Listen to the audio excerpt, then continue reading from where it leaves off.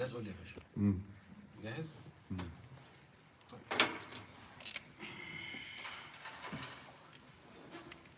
يلا توكلنا على الله. بسم الله الحمد لله والصلاة والسلام على رسول الله وعلى آله وصحبه ومن والاه. اللهم اغفر لآبائنا وأمهاتنا ومشايخنا وأصحاب الحقوق علينا اللهم آمين. طيب إن شاء الله رب العالمين, today إن شاء الله we're starting a new series on teaching the Tajweed. Tajweed in Arabic means التحسين, to beautify something and to perfect it. So التجويد is pertaining to how can you recite the Quran exactly how Sayyidina Muhammad sallallahu alayhi wa sallam has recited it. Now Rasulullah sallallahu alayhi wa sallam received the Quran from Sayyidina Jibreel, and Sayyidina Jibreel received it from Allah subhanahu wa ta'ala. And the Nabi sallallahu alayhi wa sallam was commanded in the Quran to recite the Quran exactly as it was recited to him by Sayyidina Jibreel alayhi salam. Allah subhanahu wa ta'ala says in the Quran, فَإِذَا قَرَأْنَاهُ فَاتَّبِعْ قُرْآنَهُ. Once it is recited to you by Sayyidina Jibreel, then follow exactly how he recited the Quran. Now the Quran, by the blessing of Allah subhanahu wa ta'ala, it was not only preserved in its letters, all the harakat, fath, kasr, dam, was transmitted to us. Not only that, but all the ahkam of tajweed. How can you read the two letters when they come next to each other, when they are separated? All the things that we will be covering, inshallah, al-mad, nun al-sakina wa tanween, all of that was transmitted to us very precisely by the Sahaba, and then the Tabi'een, and then Tabi'i al-Tabi'een. Now, what is the hukm of learning the Tajweed? The scholars differ. Some of them said that it is mandatory on you to recite the Quran with the Tajweed. Why? Because this is exactly how it was transmitted to us by Rasulullah sallallahu alayhi wa sallam. Others say it is likely, it's likable. So basically it is mustahab. Whether it is wajib or mustahab, it's a very important thing for us to learn and to perfect as we read the Quran. Some errors in the Tajweed can completely change the meaning. If you are altering a ta with a ta or a sin with a sad, you're changing the meaning of the word. Sometimes when you even change the haraka, let's say for instance, sirata alladhina an'amta. An'amta means you're saying Allah has an'am, Allah has blessed. If you say sirata alladhina an'amtu, which is a mistake, you'll completely change the meaning. Meaning an'amtu means I have blessed. So you can completely alter the meaning if you miss some rules of at-tajweed. Now, I want you to remember this time, inshallah, and every single time we meet, your niyyah. There is a hadith from Nabi sallallahu alayhi wa sallam saying that any group of Muslims who are gathered in one of the houses of Allah subhanahu wa ta'ala, learning the Quran, what will happen to them? Allah subhanahu wa ta'ala will send the tranquility, will send His mercy, and He will mention their names fil mala' al-a'la, among the angels. There's no more honor than Allah subhanahu wa ta'ala mentioning your name among the angels fil mala' al-a'la. Nabi sallallahu alayhi wa sallam also said, khayrukum, the best of you are the ones who are learning and teaching the Quran. So today is our first step for all of us to learn and then have the niyyah that at some point of time, inshallah, you become very masterful in your reading of the Quran so that you teach others. Now, all of us, when we start reading the Quran, learning the Tajweed, we find some difficulty. That's very normal when you start learning anything that's new to you. Now, remember this hadith from Rasulullah sallallahu alaihi wasallam. He said that whoever is masterful, who's very proficient in reading the Quran, al-mahiru bil-Quran ma'a al-kiram al-barara, he is among the elite, the level of the elite of the angels. And the one who is reading the Quran, وَهُوَ يَتَتَعْتَعُ فِيهِ وَهُوَ عَلَيْهِ شَاقٍ, the one who is finding some difficulty while reading the Quran, while he's learning it for the first time or the second time, he's getting double the reward. So the least you could get is double the reward. The highest level is you are among the al-kiram al-barara of the angels. So always remember that as you're sitting here, giving your time to learn the Quran, inshallah Rabbil Alameen, together and mastering it. One more important thing, what we're talking about, the theoretical part, that's only 10 to 20%. 80% is practice, practice, practice. You have to practice by listening to famous Qurra, and I can give you a list, like Sheikh al-Husari. I would always recommend the Sheikh al-Husari. He reads very slowly, he applies the rules of Tajweed very nicely, mashallah. Listening and then reading to others so that they correct for you. And that's why we will not try to, we'll spend most of, like, a bit of our time just covering the theoretical part every time. We're gonna cover a small bit every time, and then the rest of the time, inshallah, we'll be splitting among each other. among some of us who, mashallah, read very well, like Hussein, like Muhammad Islam, like Ahmed Nadir, like brother Ahmed Abdurrahman, and others, inshallah, so that we read upon each other. This is how Quran was transmitted to us. Exactly. Rasulullah was listening to Sayyidina Jibreel, and then he recited to the Sahaba, and then the Sahaba recited to other Sahaba, and then they recited to Tabi'een, and that's how it got to us, mutawatir, without a single error, without a single difference or change across the years. So we are reviving the sunnah of keeping the Quran alive and memorizing it and reciting it in the way in which it was revealed to Sayyidina Muhammad sallallahu alayhi wa sallam. So, inshallah, bring this niyyah to you, inshallah. Now, what we will be covering, inshallah, in this, like going through this dawrah or going through this sessions, inshallah, is mostly the topics of a very introductory book on Tajweed. It's called Tuhfatul Atfal, the gift of the children. It's not for children. They said Tuhfatul Atfal because it's basically one of the first important preliminary steps towards learning the Tajweed. It's not going to cover every single topic of the Tajweed, but it's going to cover, inshallah, the majority of the rules that you will need to read with adequate proficiency of the Quran. We have copies for you today, inshallah. I'm going to count those who are coming next time so that we bring more copies, inshallah, Rabbil Alameen. It's written in Arabic and written in English. Now, inshallah, Rabbil Alameen, any questions before we start? Okay, we'll always be in, yeah, go ahead, Fadl. Quick question. Yes. Going forward, would you be able to say exactly what time you start and what time you finish so that all of us can plan accordingly? Yes, inshallah. So every single time, inshallah, Rabbil Alameen, we'll be starting right after Al-Isha. So we pray Al-Isha at 7:30 now. Let's say it's finished around 7:45. We'll give people like 5 to 10 minutes to pray Sunnah, and then we start. The plan is to have the theoretical part take maybe 20 minutes max, and then the rest of the time will depend on the number of people who are attending and the number of people who are helping, like with correcting the recitation. So if you are, for instance, if you want to leave early, you can say, I want to recite quickly, I want to recite 2 ayahs, 3 ayahs, and then I want to leave. So it's up to people.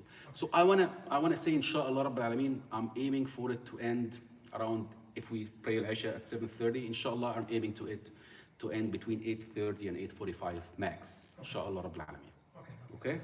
Any other questions?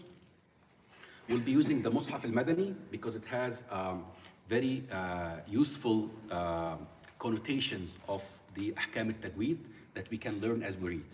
So because when you're first reading, you need some help, some guidance from the harakat in the Mus'haf. Okay? So if you don't have a Mus'haf, please bring a copy of Mus'haf al-Madina. I mean, there are many of those. Nadir is bringing, mashallah, some for those who don't have it. Okay, tawakkalna ala Allah. Bismillah ar-Rahman ar-Rahim.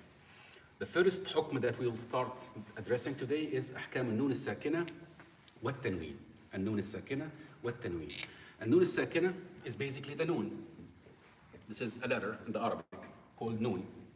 When I say Sakina, Sakina means it does not have a haraka. What are the 3 types of harakas that any letter that can have? Dam, Fath, Kasr. Dam, Fath, Kasr. Dam is basically as if you're adding a small wow. You say nu. Fath is you're saying as if you are adding a small a small alif, na. And Kasr is as if you're adding a small yeah. You say ni. These are the 3 main harakas: Dam, Fath, and Kasr. The 4th option is a sukun, which means no haraka. And in Arabic, the Arabs never start a word with a letter that has a sukun. It has to have some haraka, and then the sukun can come afterwards. So what we're addressing today is ahkam, the rules of al-Nun al-Sakina and al-Tanween. Why are we combining them together? Because al-Tanween is essentially an additional noon that you can find in many words of the Quran. So we're combining them together because the tanween is essentially you're adding another noon, and they all have same rules that apply to them. But while you're reading, I want you to differentiate between the Nun al-Sakina and tanween. Yes, both of them are noons, but they have some differences that you have to be alert to from their structure and from the way they are written in the Quran and the words. Okay? Now, the first thing is, Nun al-Sakina is asliya. It is a part of the word. If you remove it, then the meaning of the word completely changes. You're changing the word from one word to the other. At-Tanween is Nun Za'ida. which means if you remove it, the meaning of the word does not change. Let me give you an example. النون الأصلية, for instance, let's talk about سورة الفاتحة. صراط الذين أنعمت. This is a nun sakina, nun as it has a sukun on it. And as we move forward, I'll give you some clues on how it's actually written in the Mus'haf al-Madani. If I remove a nun from here, I would say a'amta. That's a completely different word. Doesn't even have a meaning. But if I say, for instance, tanween, ghafurun. This is a tanween, right? If I remove it, I say ghafur. Did I change the word? Same word. So it is a haraka. It is za'ida. It's an additional thing. If you remove it, you're not changing the meaning of the word. That's one main difference. The second difference is, a nun sakina can come in an ism, which is a noun, or a harf, a letter, or a fi'l, a verb. Whereas a tanween can only come in an ism, in a noun. Let me give you an example. An'amta, this is a verb, right? Min, that's a harf. Al-unthayayn, that's an ism. So it can come in an ism, a verb, or a fi'l. Whereas a tanween can only come in an ism. Ghafur, Rahima, and many, many other examples that we will get to, inshallah. Right? Now, another major difference is النون الساكنة تثبت وقفا ووصلا. What does this mean? Whether you stop on it, which means you stop your recitation on it, or whether you combine it with the next word, it is still something that you pronounce. Whereas tanween, you only pronounce it if you are combining it with the next word. Let me explain. Let's say, for instance, وَمَا لَهُم مِّنَ اللَّهِ مِن وَالٍ مِن دُونِ اللَّهِ مِن وَالٍ. If I say min, and I stop, did you hear the noon? Did I pronounce it? Yeah. And if I say min wal, did you hear the noon? No. It is there, but we just have combined it with a different letter. But the noon is still there. Now, let's say, for instance, we try a tanween. If I say Ghafurur Rahim, if I say Ghafur, did you hear the tanween? No. Only if I start combining it with the next word, then you hear it. And that goes back to the first point, that it is za'ida. It's not an integral part of the word. We will get to the examples, inshallah. The other thing is, this one, the nun al-sakina, tathbutu khattan. What does mean khattan means? It is always written. It is always there. It is written. An'amta, it is there. Whereas Ghafurur Rahim in the Quran, do you see the noon? Rahima, do you see the noon? So it's only pronounced. It is not actually written. So that's one reason why you need to learn how to recite the Quran and al-rasm al-Qur'ani, how the Quran was actually written, so that you understand when you see this alamat al-tanween, this means there is a noon here that you only pronounce, but you don't write, and it's not written. Last thing is, النون الساكنة, since it's an integral part of the word, it can come in the middle of the word, or it can come at the end of the word. Same examples. An'amta, this is the middle or the end of the word? Middle or the end? Middle. Min, is this the middle or the end? End. Tanween can only come as mutatarrifa, means only at the end of a word. You will never find a tanween in the middle of the word.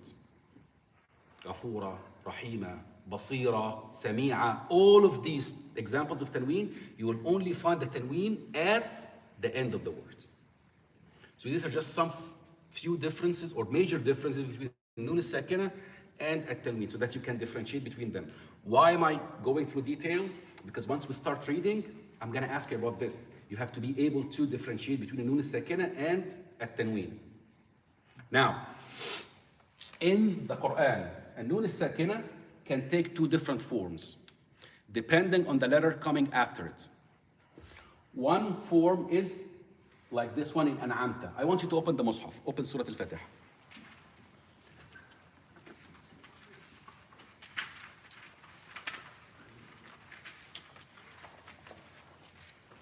How is it written? Tell me how the Nun al-Sakina is written. How is the Sukun is written above the Nun in the word An'amta?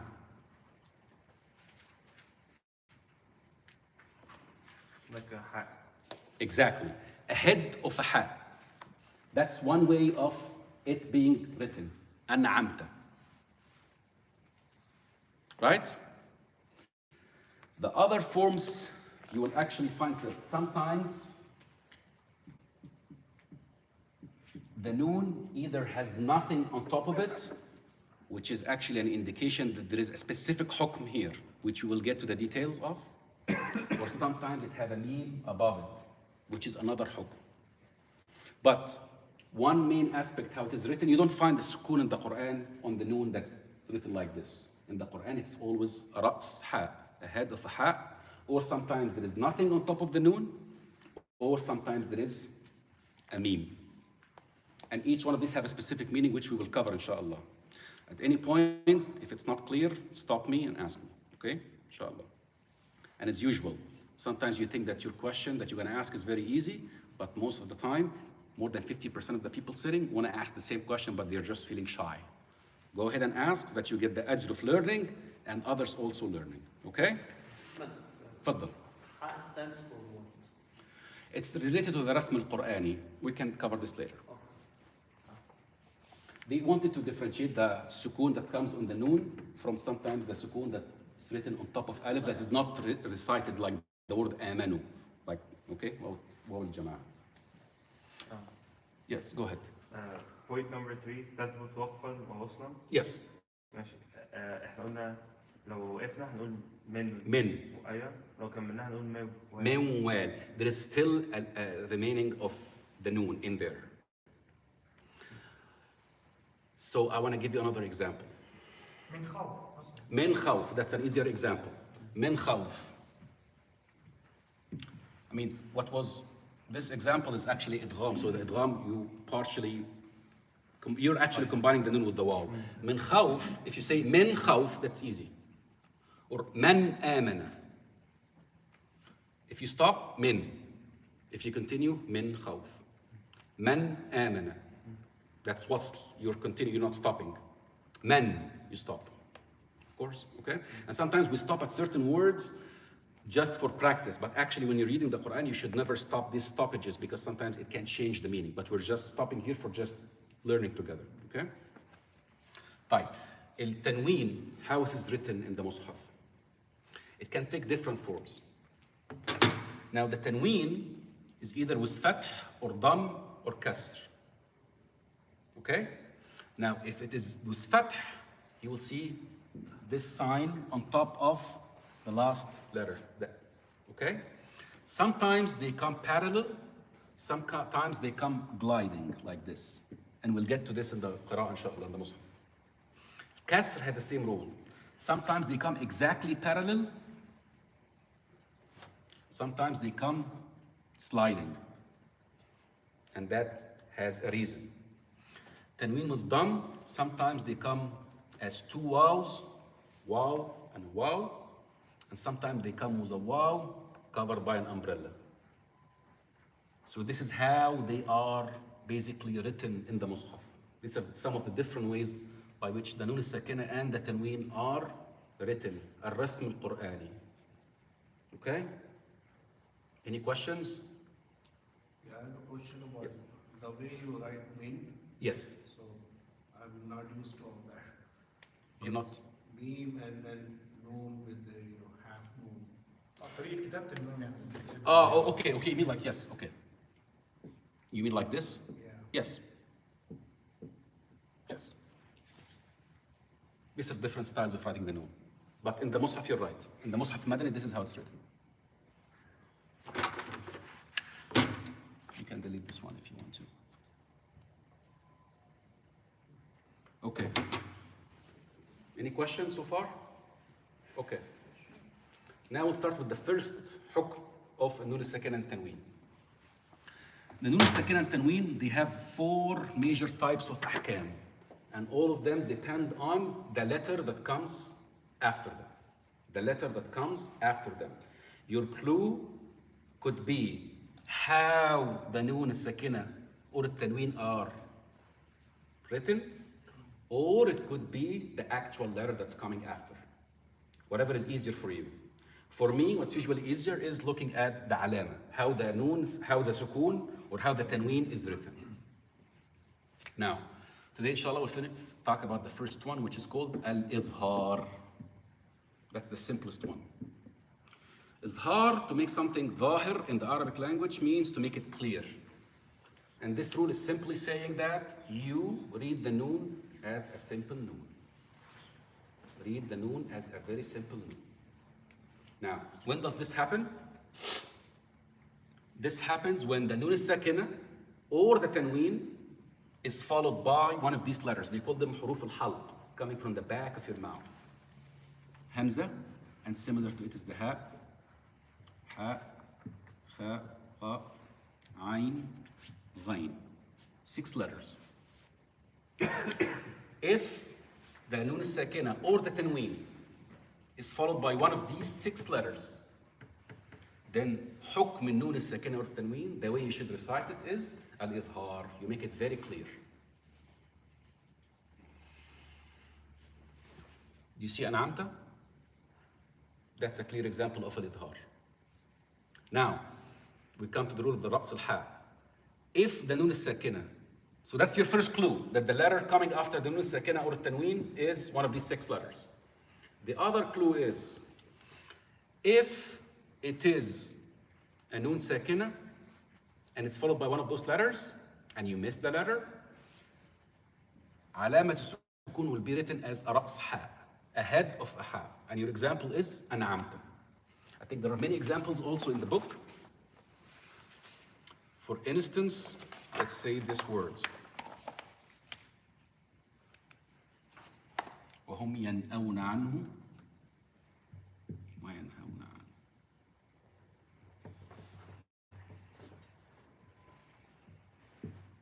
ينأون. ينأون. Now if I read it, how would I know it's izhar? I have 2 ways of knowing this. Either I look how the sukun is written, رأس الحاء, or I look at the next letter. What's the next letter?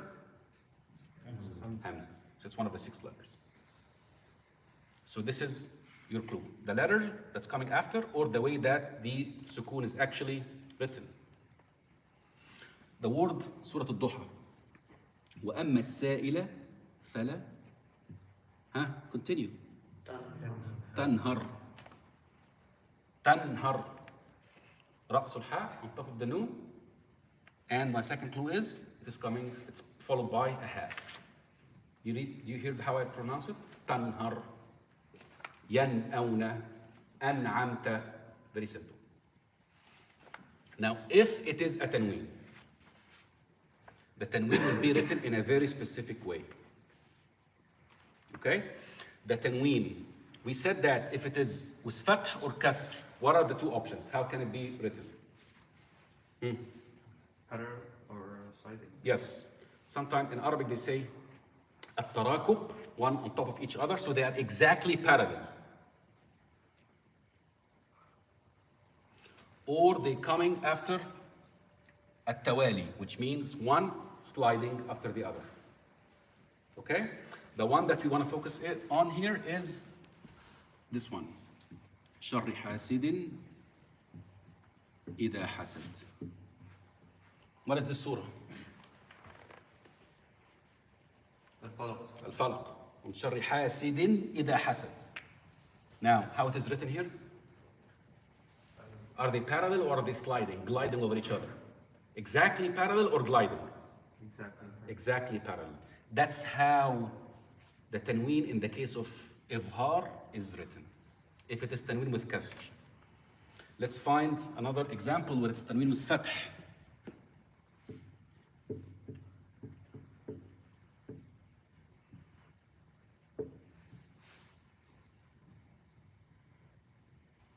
نارا حامية.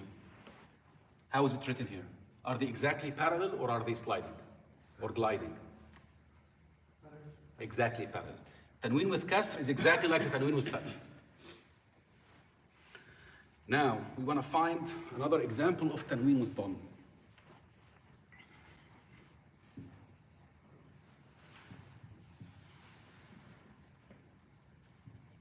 لطيف خبير. How is it written here? لطيف خبير. How is it written? Wow, followed by an umbrella. Some people say it's 69, 6 on top of 9, whatever you want to call it. Or التركيب or التراكب. Now, how do I pronounce this? لطيف خبير. How did I pronounce the noon? Very clear. A very clear noon. I'm not merging it with another letter. I'm not converting it into a different letter. I'm not hiding part of it. I'm just reciting it very clearly. Now, if you have the book, there are many, many other examples of حكم الإظهار, making the noon clear. Now, does this apply to noon sakina only, or التنوين only, or both? حكم الإظهار. To which? Does it apply here only, or here, or both? Both. Yes. Noon sakina and tanween, they have the same type of ahkam. They are 4. Today, we're only covering the first one. So, the first hukm, this is just a recap, and then we'll start reciting, inshallah. Al-Idhar. To pronounce the noon very clearly. This happens if a noon is sakina or the tanween is followed by one of these 6 letters. Hamza, al-ha, al-ha, al-kha, al-ayn, and al-ghayn. My clue is to know the hukm that it's in idhar is either I know the letters, I notice the letter coming after the noon sakina or tanween, or I look at how the actual sukoon is written, or the tanween is written. If I see ra'sul ha like this one, on top of the noon, that means it's an izhar. For the tanween, they have to, if it's tanween bil fath or tanween bil kasr, they have to be exactly parallel. Exactly equal, exactly parallel. No gliding, no sliding. Exactly equal, exactly parallel. If it's tanween with dam, it's a waw, covered by kind of an umbrella. Or some people say it's like kind of 69. Is this clear? Clear, inshallah? So, I think we can start reciting. We can start reciting from Surah Al-Baqarah, inshallah, Rabbil Alameen. We can split between us. We have Hussam, Islam, Nader, and myself, inshallah. I don't know how many we have. Every 4 can go with one of the brothers. You can recite 4 or 5 ayahs. And please, Hussam, Nader, and Islam, please make sure you ask, whenever you see hukm al-idhar, ask them, is this izhar or not? Like, try to make sure that you can pick the izhar hukm first. Remember, every time we'll be building on what we have done in the previous time. So any further questions before we finish, inshallah, the theoretical part? Any questions? All clear, inshallah? Okay, let's start.